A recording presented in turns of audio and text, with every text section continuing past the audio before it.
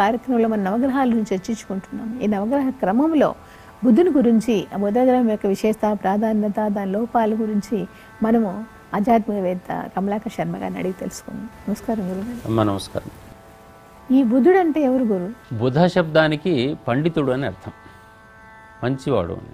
ఆ బుధ శబ్దానికి పండితుడు కాబట్టి ఆ పాండిత్యం అనేటటువంటి అధికంగా ఉన్నటువంటి వాడు బుధుడిగా కనపడుతూ ఉంటాడు. గ్రహాల లోపల మనకు సూర్యుని తర్వాత కనిపించేటటువంటి మొట్టమొదటి గ్రహం బుధుడు.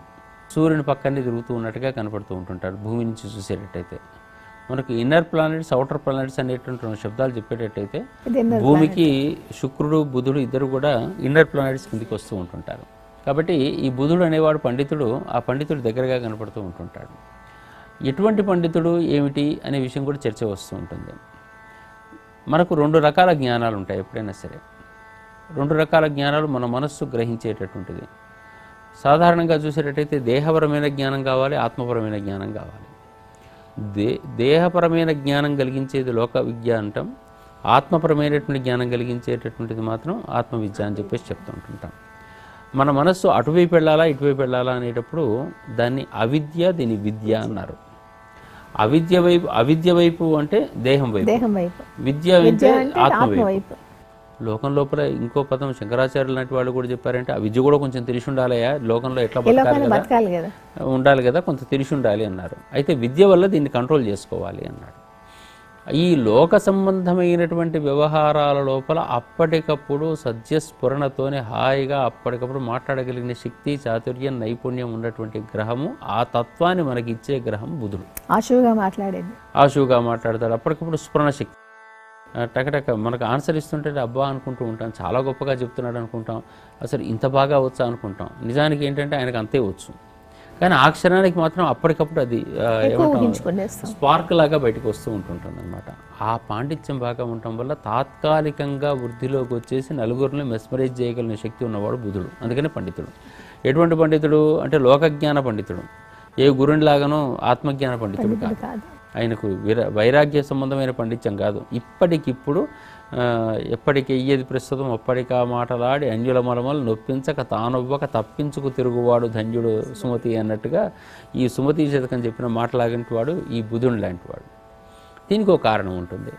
ఏం కారణం అంటే శరీరానికి వైపు మనం టర్న్ చేసి చూసేటట్టయితే శరీరం లోపల అన్నిటికన్నా ఫాస్ట్గా వెళ్ళేటటువంటిది ఏంటి?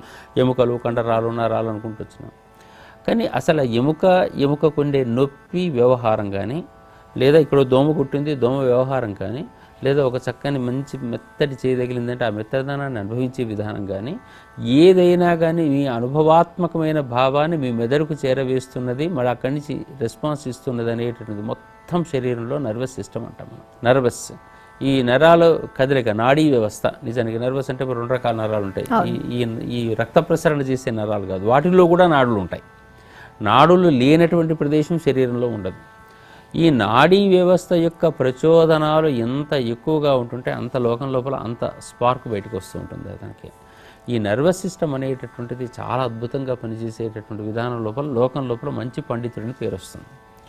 ఆ నర్వస్ సిస్టమ్ సరిగ్గా పనిచేయనటువంటి వాడికి మందబుద్ధి అంటుంటాం. అందుకని బుద్ధి కారకుడు కూడా బుధుడే. బుద్ధి అనేటటువంటిది విశ్లేషణాత్మక శక్తి అంటాం దీన్ని. బుద్ధి కారకుడు. ఇంతకుముందు అహంకార కారకుడు ఎట్లాగైతే ఆయన అయ్యాడు, ఇది బుద్ధి కారకుడు, విశ్లేషణాత్మక. ఈ విశ్లేషణ సరిగ్గా లేకపోయేటట్టయితే రథంలో ఉండేటటువంటి వాడు సరిగ్గా విశ్లేషణ చేయకుండా ప్రతిదీ కూడా స్వీకరించడం మొదలు పెడితే రథం నిండిపోతుంది. ఏది ఎంతవరకు అవసరమో అంతవరకే వెళ్ళాలి, ఆ తర్వాత ఇది అవసరం లేదు పో అని చెప్పేసి వెళ్ళగొట్టాలి. మనస్సు అనేక రకాల ప్రపోజల్స్ ఇస్తూ ఉంటుంది, కానీ ఇది స్వీకరించకూడదు, వద్దు, ఆగు, ఉండు అని చెప్పేసి అనగలగాలి. అందుకనే బుద్ధి ప్రతీక అయినటువంటి వాడు బుధుడు. ఆ బుధుని యొక్క సాంగత్యం వలనే మనకు బుద్ధి ఏర్పడుతూ ఉంటుంది. నర్వస్ సిస్టమ్ చాలా బాగుండాలి. మనకు ఐక్యూ లెవెల్స్ అని చెప్పేసి అని అంటుంటారు, ఇంటెలెక్చువల్ కోషెంట్ అని చెప్పేసి. ఈ ఐక్యూ తక్కువగా ఉండటం, ఎక్కువగా ఉండటం అనేటటువంటి కూడా ఈ బుధుని వల్లనే సాధ్యమవుతూ ఉంటుంది. అందుకని బుధుని చాలా జాగ్రత్తగా చూసుకోవాల్సిన అవసరం కనపడుతూ ఉంటుంది. నర్వస్ సిస్టమ్ బలహీనతతో అనేక రకాల రోగాలు వస్తున్నాయి మనకు. దాంట్లో వచ్చే మేజర్ రోగం అనేది పారాలిసిస్ లాంటిది. నర్వస్ సిస్టమ్ చాలామందికి సరిగ్గా పనిచేయట్లేదనే విషయమే లోకంలో చాలామంది చెప్పుకుంటూ ఉంటారు. మనకు నిజంగా బ్లాక్స్ ఉంటాయి, చాలా నర్వస్లు బ్లాక్ ఉంటాయి. స్పందన, ప్రచోదనలు చాలా తగ్గిపోతూ వస్తుంటాయి. రోజు రోజుకు రాను రాను వయసు పెరుగుతుంటే ఇంకా తగ్గుతూ వస్తాయి. చిన్నపిల్లలకు కొంచెం ఎక్కువగా చైతన్యం ఉంటుంది, పెద్దవాళ్ళకి తగ్గి. ప్రకృతి నుంచి కానీ చుట్టుపక్కల వ్యవహారాల్లో నుంచి కానీ వచ్చేటువంటి ప్రతిస్పందనను కూడా మనం గమనించగలిగితే, ప్రకృతికి మనం ఈక్వల్ అయితే ప్రకృతిలో జరగబోయే ప్రతి నిమిషం కూడా మనకు వస్తూ ఉంటుంది కదా. అంత మనకి ఎందుకు రావట్లేదు మరి? ప్రకృతిలో జరుగుతున్నది ఏమో నాకేం అర్థం కావట్లేదు అంటున్నాం. ఉపాసనా బలాదుల వల్ల ఒక్కొక్కసారి చెప్పగలుగుతున్నాం అంటున్నాం.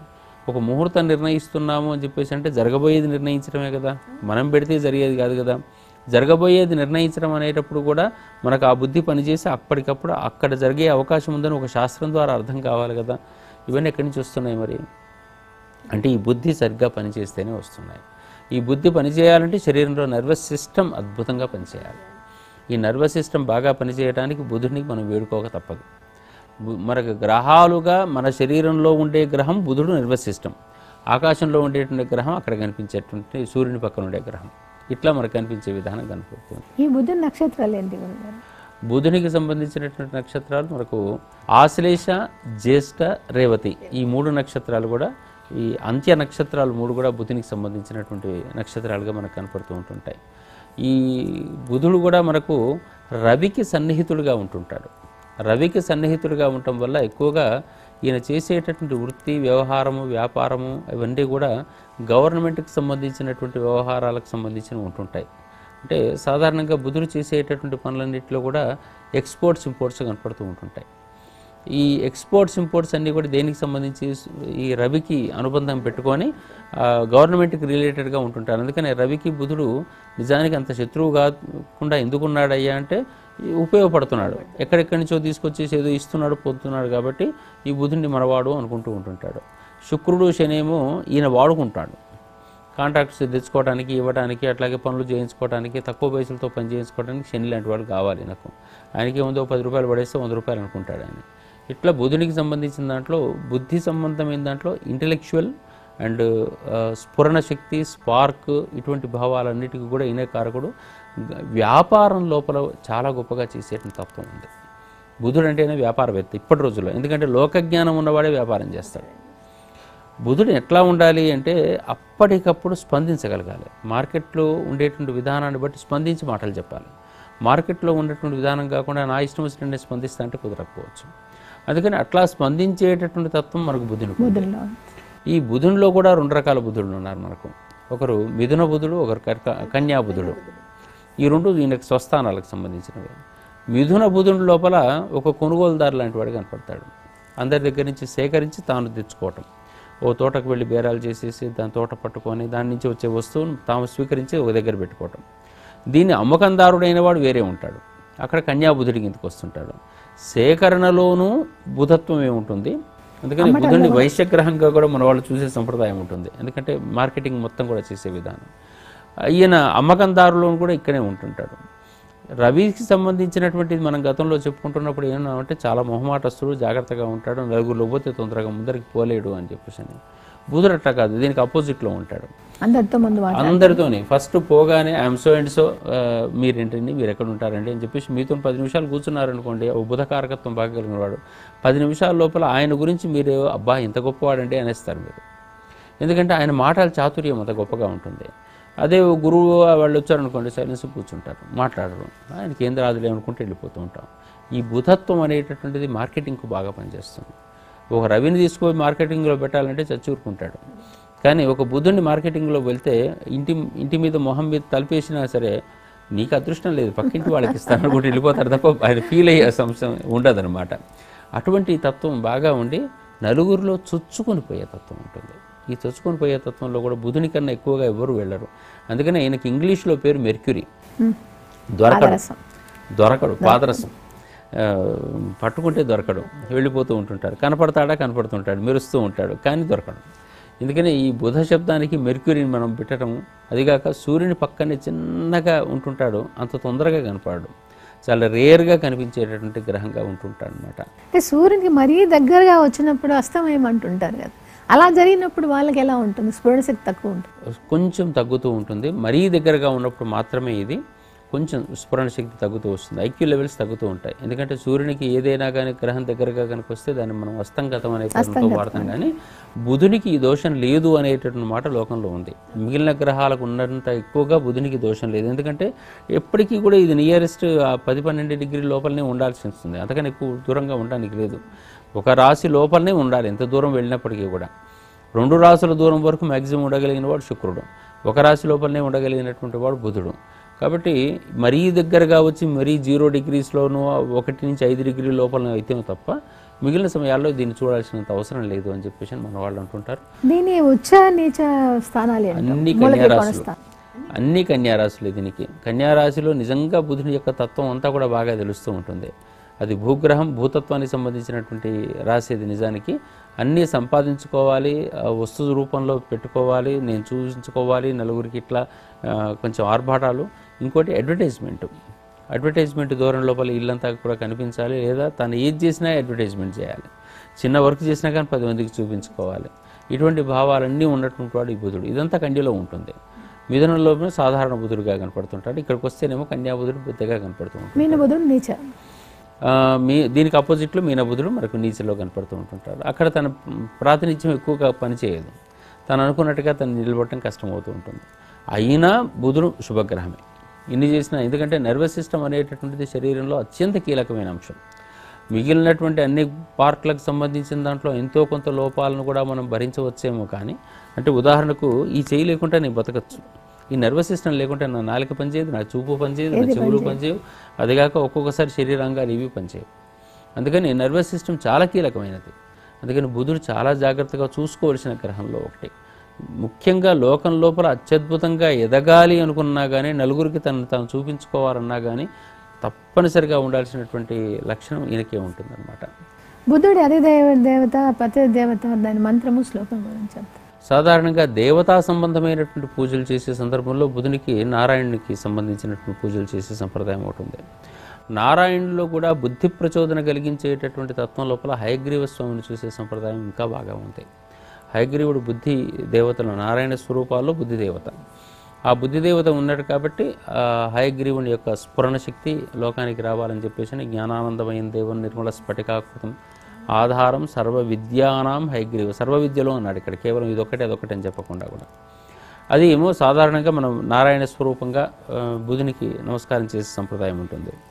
ఇక వైదిక మంత్రాల్లో భాగంగా చూసిన సందర్భంలో ఉద్భుత్యస్వాగ్నే ప్రతిచాగృహ్యేరమిష్టా పూర్తే సగుంసు జయధామయంచ పునః కృణ్భగ్గుస్వాపితరంయువానామన్వాతాగుం సీత్వయితంతు మేతం అనేటటువంటి ఒక వైదిక మంత్రం బుధగ్రహ దోషాదులకు మనం వాళ్ళు పారాయణం చేయదగిన, జపం చేయదగినటువంటి ఒక మంత్రంగా మనం స్వీకరిస్తూ వస్తున్నాం అన్నమాట.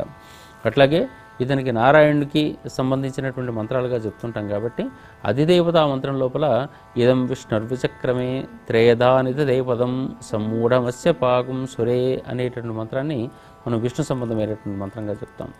తర్వాత ప్రత్యధిదేవతా మంత్రం కూడా మనకు తెలిసినటువంటిదే సహస్రశీరుషా పురుష సహస్రాక్ష సహస్రపాత సభూమిం విశ్వతో వృత్వా అత్యతిష్టదశాంగులం అనేటటువంటి పురుష సూక్తి సంబంధమైనటువంటి మంత్రాన్ని ప్రత్యధి దేవతా మంత్రంగా స్వీకరిస్తాం.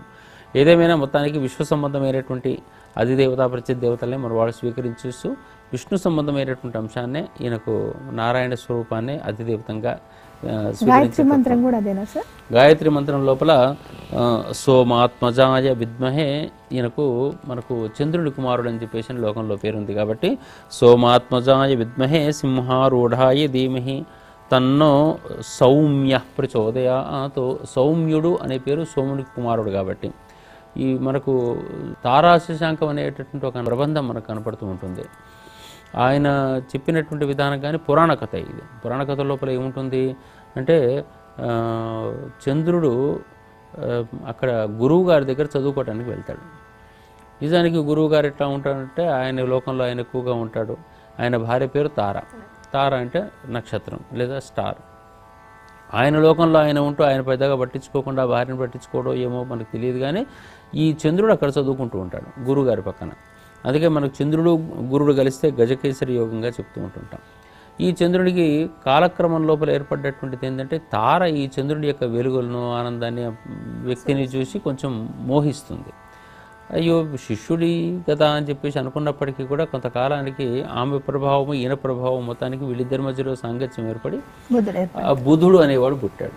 దీనివల్ల గొడవ అవుతుంది దేవలోకం లోపల. పెద్ద గొడవ అయిపోయిన తర్వాత దేవతలంతా వచ్చేసేసి గొడవ వద్దు, అందుకని చంద్రుడిని పంపించేస్తారు. అక్కడి నుంచి పంపిస్తూ చంద్రునికి బుధుడిని ఇచ్చేసి పంపించేసి గురువుకు తారని ఇచ్చేస్తారు. మళ్ళీ ఈ కథ అంతా కూడా కొంచెం రమణీయంగా రాసినటువంటిది తారాశంకం. ఇది నిజానికి ఖగోళంలో జరిగే కథల్లాగా కాకుండా చంద్రుడు అనేవాడు ఒక మనస్సు ప్రతి ఆలోచన వస్తూనే ఉంటుంది. ఇచ్చి ఈ గుర్రాలు అనేటటువంటి విషయాలు మన శరీర రథం నుంచి గుర్రాలు 5 ఇంద్రియాలు అనే గుర్రాల నుంచి వెళ్తున్న ప్రతిదీ స్వీకరించేది ఇదే. ఆ స్వీకరించినటువంటి మనస్సుకు పట్టుకునేటటువంటి వాడు బుద్ధి, పగ్గాలు పట్టుకునేవాడు బుద్ధి. ఆ పగ్గాలు గట్టిగా కనుక ఇతడు పట్టుకోలేదనుకోండి అవన్నీ లోపలికి వెళ్ళిపోతాయి. కాబట్టి బుద్ధి బలంగా ఉండేటువంటి వాడు ఏం చేస్తుంటాడంటే చంద్రుని వ్యతిరేకిస్తుంటాడు. నీ మనస్సు నుంచి నువ్వు వచ్చే ఆలోచన ఇది పనికిరాదు ఇది పనికిరాదు అంటూ ఉంటుంటాడు. ఈ పనికిరాదు అంటుంటాడు కాబట్టి బుధుడికి చంద్రుడు అంటే కోపం, చంద్రుడికి బుధుడు అంటే మాత్రం ఇష్టం. ఎందుకంటే దానిని యాక్సెప్ట్ చేయాలి కాబట్టి. ఇది ఇక్కడ ఖగోళంలో జరిగేటువంటి భావాలకు సంకేతంగా ఉంటుందన్నమాట. దానిని మన కథారూపంలోకి మార్చుకున్న తర్వాత గురువుకు తార, ఈ చంద్రుడికి బుధుడు, ఇటువంటి కథలన్నీ కూడా మన వాళ్ళు సృష్టించుకొని తర్వాత రోజుల్లో ఆనందం కోసం రాసుకున్న కథలు చాలా రూపాల్లో వస్తుంటాయి. మొత్తానికి గురువు అంటే ఎట్లా ఉంటాడంటే 12 సంవత్సరాలకు ఒకసారి తిరుగుతూ ఉంటుంటాడు. చంద్రుడు మరి ఒక సంవత్సరంలో 12 సార్లు తిరుగుతాడు. ఒక సంవత్సరంలో 12 సార్లు తిరిగేవాడికి 12 సంవత్సరాలకు ఒకసారి తిరిగేవాడికి మధ్య లోపల తార ఎవరిని ఆకర్షిస్తుంది అంటే ఎప్పుడూ చుట్టుపక్కల తిరిగేవాడిని ఆకర్షిస్తుంది. ఇది జరిగినటువంటి లోకం అన్నమాట. ఇది లోకానికి సంబంధించిన కొన్ని జాగ్రత్తలు చెప్పడానికి, గురువులకు కూడా కొంత జాగ్రత్తగా ఉండమని చెప్పడానికి, ఇన్ని రకాలుగా దాంట్లో చెప్పే ధర్మాలు ఉంటుంటాయి అన్నమాట. అట్లా సౌమాత్మజాయ అని చెప్పేసి అన్నప్పుడు చంద్రుని కుమారుడుగా చెప్పిన సంప్రదాయం మనకు కనపడుతూ ఉంటుంది. ఇది ఏ భావాల్లో ఉంటే ఏమేమి విధంగా ఉంటుంది గురుగారు?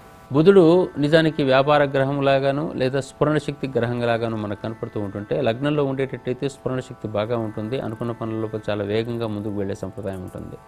ద్వితీయంలో ధనాన్ని బాగా కూడబెట్టుకునేటువంటి సంప్రదాయం, కుటుంబాన్ని బాగా వృద్ధి చేసుకునే సంప్రదాయం బాగా ఉంటుంది. తృతీయంలో ఉండేటట్టయితే వ్యాపారవేత్తల సహకారం చాలా బాగా చేసుకుంటుంటాడు, తన భావాన్ని ప్రతిదీ కూడా అడ్వర్టైజ్మెంట్ చేస్తుంటాడు, షార్ట్ జర్నీస్ బాగా చేస్తూ తన వ్యాపార వృద్ధి చేసుకుంటూ ఉంటాడు.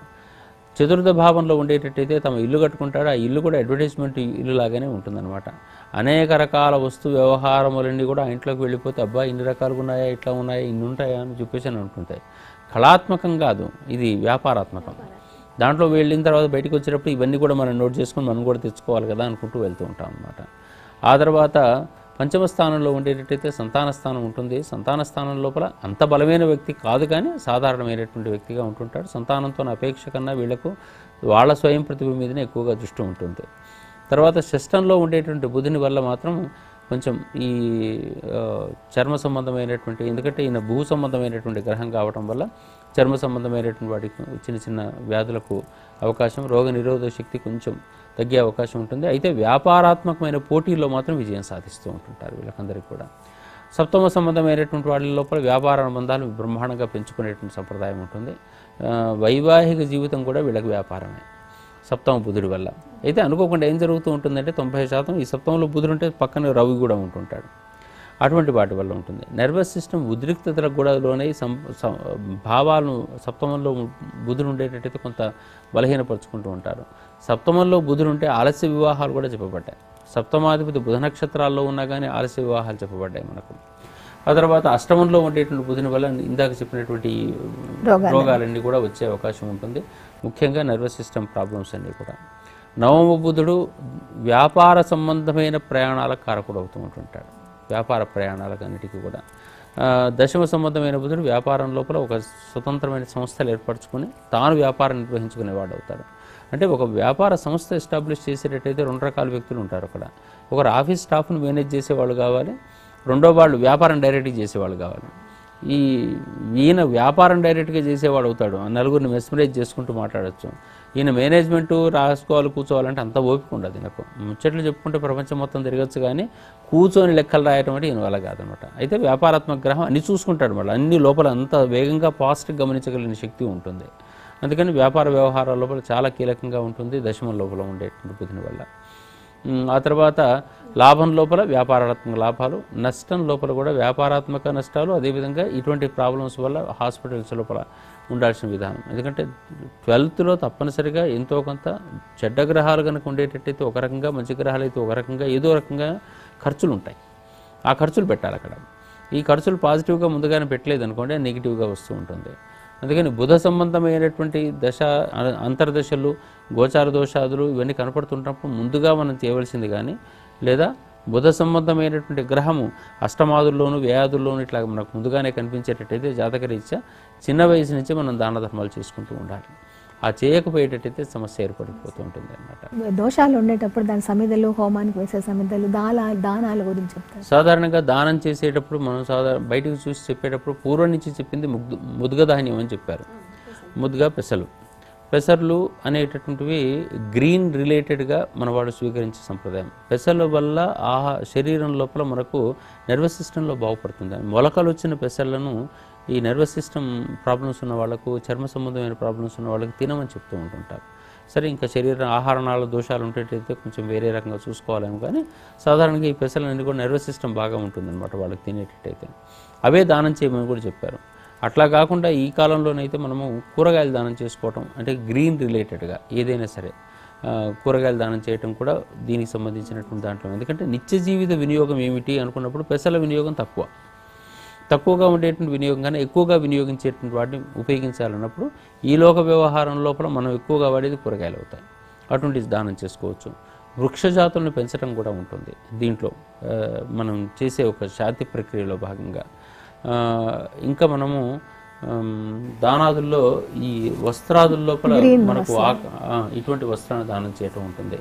మరకత మణిని దానం చేసుకోవచ్చు. మరకత మణిని ధరించేటువంటి అవకాశం ఉంటుంది. బుధ సంబంధమైన దోషాదులకు, గుణాదులకు సంబంధించి జాతకంలో చూసే చేసుకోవాలి. ఇవన్నీ కూడా అటువంటి ధరించే సంప్రదాయం ఉంటుంది.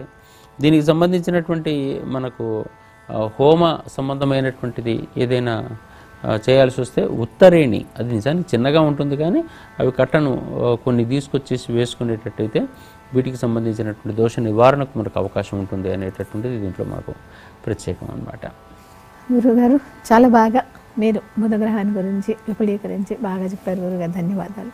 Sun Life multi speciality hospital ప్రజలకు నిరంతర వైద్య సేవలు అందిస్తున్న hospital. Diabetology, stem cell physician లో ఇండియాలోనే మొదటి డాక్టర్ గా పేరుగాంచిన డాక్టర్ విజయ్ భాస్కర్ గారు అత్యాధునిక విజ్ఞాన పరిజ్ఞానంతో అంతర్జాతీయ ప్రమాణాలతో సామాన్యులకు సైతం అందుబాటులోకి తెచ్చారు Sun Life multi speciality hospital ను. అనుభవజ్ఞులైన వైద్యులతో అన్ని రకాల వైద్య సేవలు, ఆపరేషన్స్, సర్జికల్ ఎమర్జెన్సీలు, ప్లాస్టిక్ సర్జరీలు, చికిత్స అందించనున్నారు. 24 గంటలు అందుబాటులో ఫార్మసీ మరియు అంబులెన్స్ సౌకర్యం కలదు. సంప్రదించండి Sun Life multi speciality hospital, Dammaiguda. Contact number 8121678234, 9700971100.